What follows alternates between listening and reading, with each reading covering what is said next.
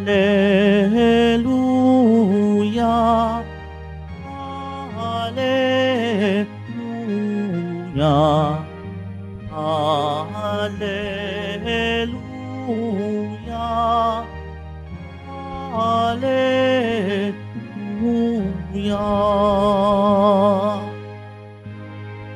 Mapalad ang mga dukha na tanging Diyos na lumikha, ang pag-asa at adhika. Hallelujah,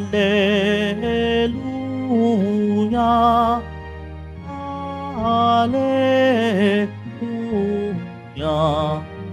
Hallelujah, Hallelujah.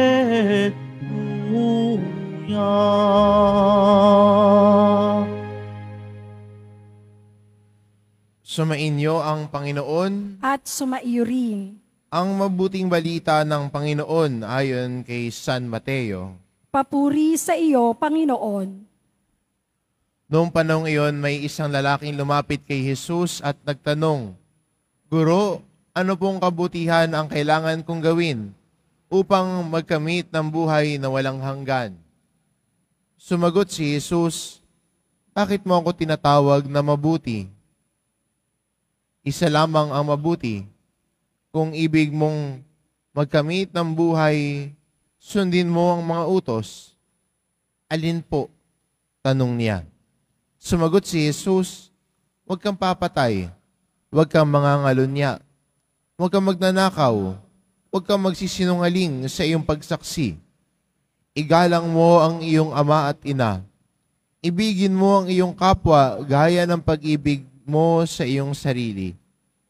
Sinabi ng binata, Tinutupad ko na pong lahat iyan. Ano pa po ang dapat kong gawin? Kung ibig mong maging ganap, humayo ka. Ipagbili mo ang iyong ari-arian at ipamahagi sa mga dukha ang pinagbilhan. Kapag ginawa mo yan, magkakaroon ka ng kayamanan sa langit. Pagkatapos, bumalik ka at sumunod sa akin. Sagot ni Jesus. Pagkarinig nito, malungkot na umalis ang binata sapagkat siya'y napakayaman. Ang mabuting balita ng Panginoon. Pinupuri ka namin, Panginoong Heso Kristo. Magsiupo muna ang lahat.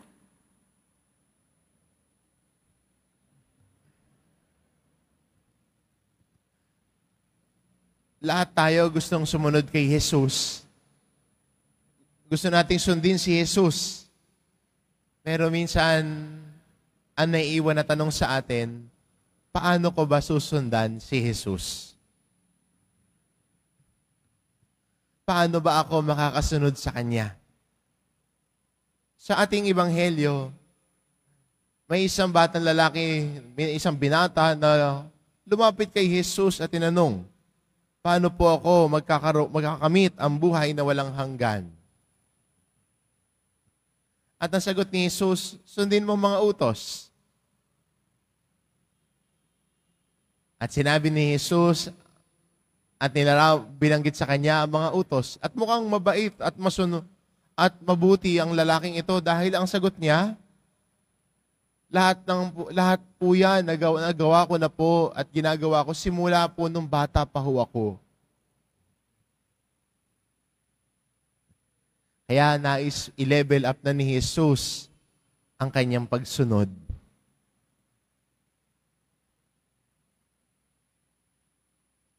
At nasabi ni Jesus sa kanya, ibenta mo lahat ng ari-arian mo at ang pinagbilhan ibigay mo sa may hirap, saka ka sumunod sa akin. At doon na medyo na-challenge yung taong ito. Maganda rin para sa atin, no, bilang mga Kristiyano, ang iniisip natin pag sumusunod tayo kay Jesus ay kung may makukuha tayo sa Kanya. Karamihan na sa atin, at maraming mga gantong kwento, na dahil nagsisimba dahil makakuha ng blessing, mabasbasa ng Panginoon. Paano pag nagsimba ka at nagdasal ka at hindi sinagot ng Diyos ang panalangin mo? Titigil ka na ba? Paano kung sa pagsimba mo may hinihiling ka at hindi sinagot ng Panginoon yung hinihiling mo? Tatalikod ka rin ba sa Kanya na at aalis na malungkot? Sana ang dahilan kung bakit tayo nagsisimba ay dahil mahal natin si Jesus. Nakulang ang buhay natin kung wala siya. Hindi dahil may natatanggap tayo, kung hindi dahil minamahal niya tayo. At sana sa ating paglalakbay bilang Kristiyano, nagmamature din tayo at lumalago sa ating buhay pananampalataya. Na ang ating pananampalataya at pagsunod sa Diyos ay hindi nakabase kung may makukuha man tayo sa Kanya.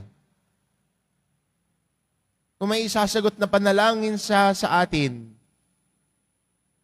sana ang pinakamagandang dahilan natin ay dahil mahal natin ang Diyos. At dahil mahal natin siya, susundan natin ang kanyang mga aral at utos. Siya ang pipiliin natin. We can sacrifice something for Him. At siguro ito yung magandang paanyaya sa atin bilang mga Kristiyano ngayon. Sa ating paglalakbay ay iniimbitahan tayo na lumago sa ating pananampalataya. Hindi na maging bata, childish in faith, kundi matured in faith. Ito din ang sinasabi ni San Pablo, na sana tayo bilang mga Kristiyano ay nagiging adults in faith. Nagmamature.